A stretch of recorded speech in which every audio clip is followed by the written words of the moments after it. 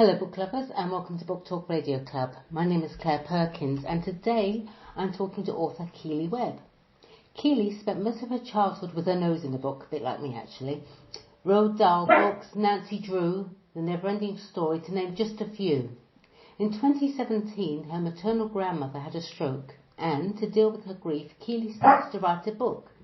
Oh, you can hear my dog barking, sorry, let me just let him out. This happens.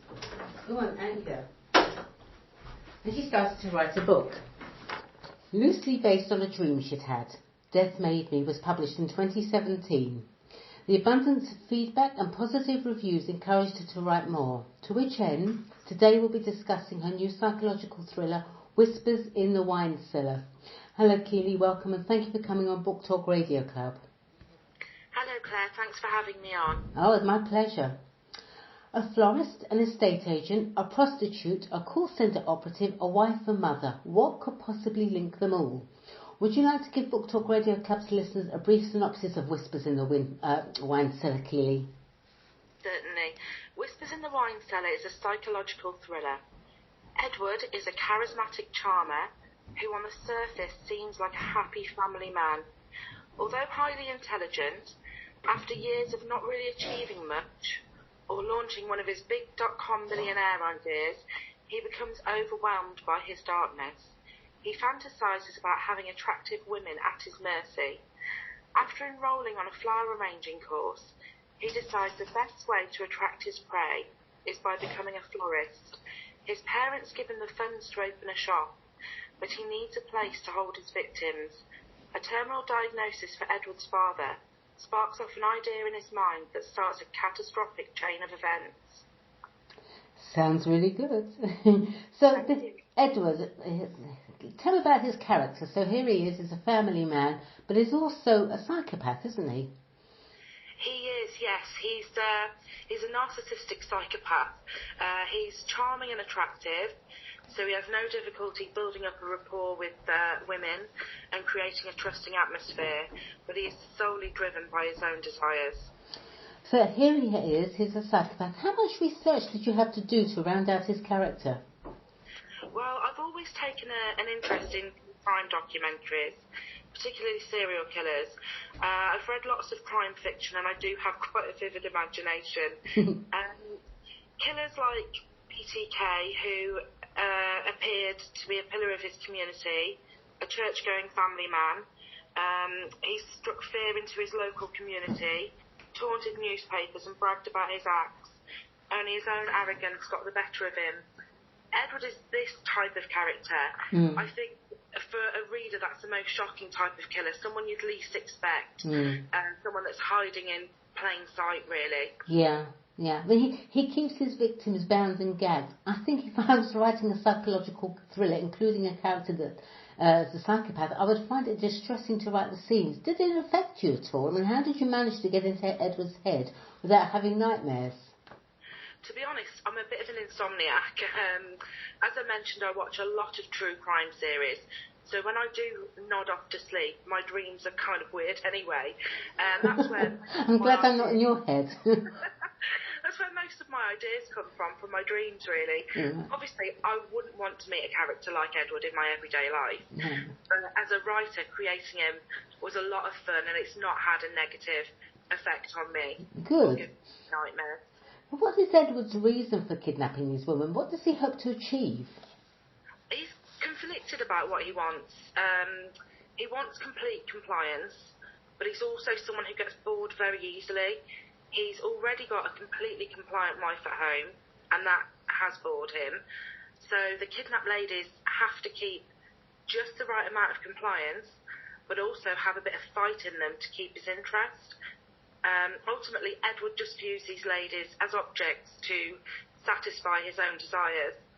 Part of him wants a group of women to bear his children and to adore him, and another part of him just wants the fame that he feels that only being a serial killer, only that title can bring him.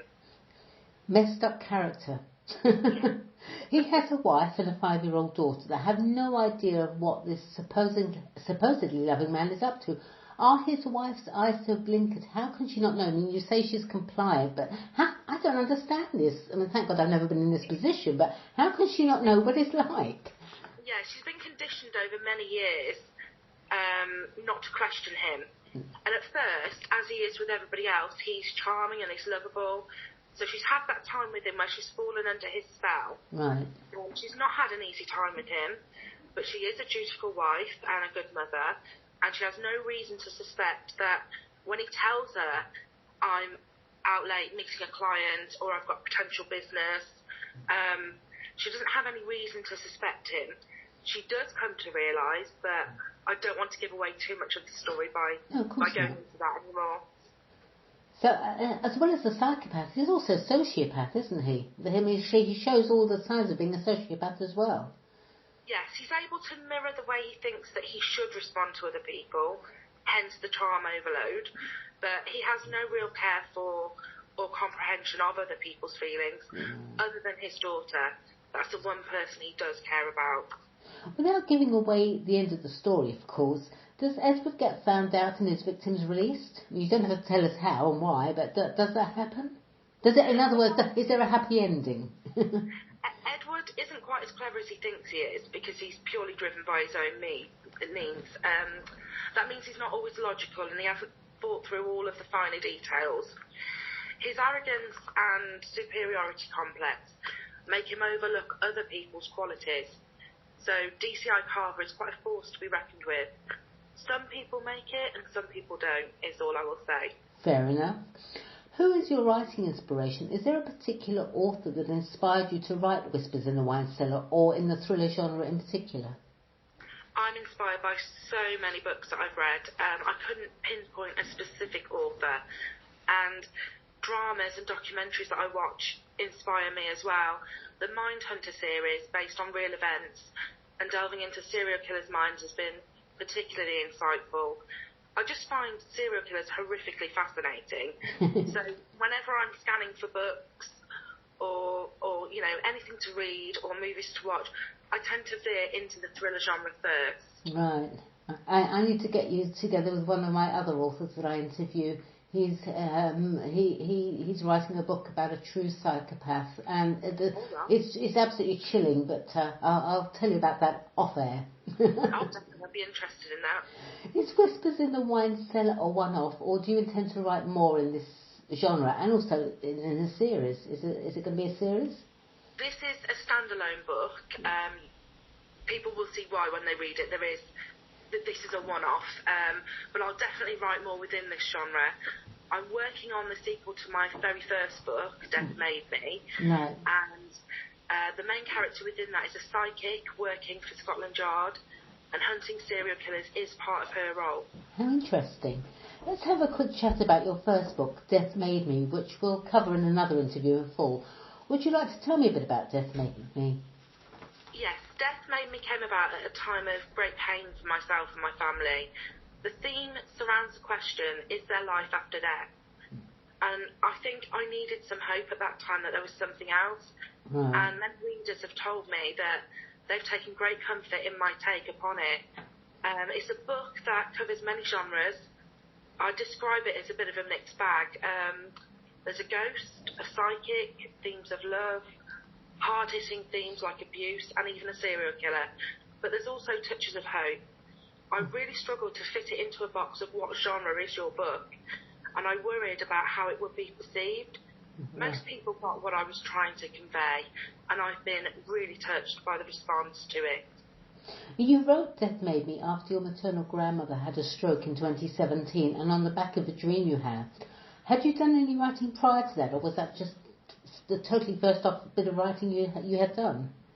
To be honest, other than a love of English literature essays during my sixth form years, I'd written a little bit of poetry. I often send funny poems to friends to make them laugh, but Death Made Me was the first book I'd written. I have to ask a separate question. What do you think happens regarding life after death?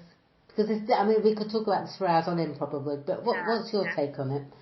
I'd like to think that we get taken off to meet our loved ones who've passed before us, and that we get to see sort of through images, maybe not directly, but we get to see how our family are coping and look back on the good times in our life, so that all the pain and negativity and feelings like that are gone, and it's just happiness. That's how I'd like to think about it. I think that's lovely, and that's a lovely idea.